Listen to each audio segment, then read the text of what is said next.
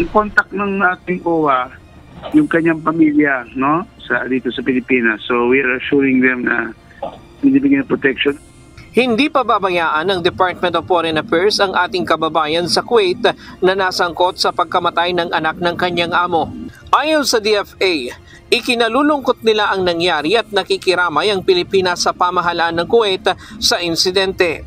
Sa official statement naman ng Department of Migrant Workers, nagpahayag ang kagawaran ng labis na pagkabahala sa insidente.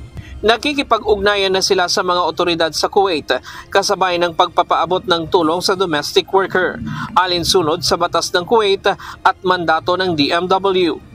Sabi ng DFA, mandato ng pamahalaan na protektahan ang lahat ng ating mga kababayan, pati na ng mga nagkakakaso sa ibang bansa. Pero alamin nila na responsibility din ng embassy na siguraduhin na may due process, na lahat ng protection sa batas ibibigay sa ating kababayan. Bibigyan ng legal assistance at posibleng psychological treatment ang OFW kung kinakailangan. Sa ulat na natanggap ng Embahada ng Pilipinas, isinilid umano sa washing machine ng Pinay OFW ang 18 buwang gulang na bata. Nagkasugat-sugat ito at binawian ang buhay. Pasalamat pa rin ng DFA at hindi ginantihan ng magulang ng bata ang OFW sa kanyang nagawa. Alam natin hindi normal yun, no? Maaring mayroong, baka she was depressed, baka bumabawi siya, or something, no? So, yun ang, alam lang natin, may namatay na sanggol, 18, ilang buwan, 18 months.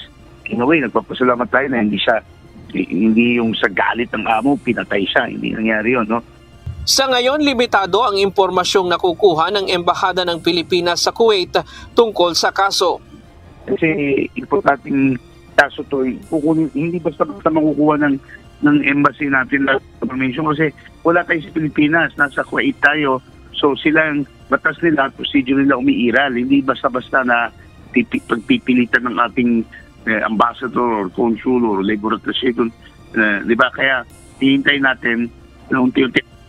Hindi rin sila pwedeng magbigay ng iba pang mga impormasyon, lalo na baka magdulot lang ito ng ikapapahamak ng ating kababayan na sa ngayon ay itinuturing na suspect.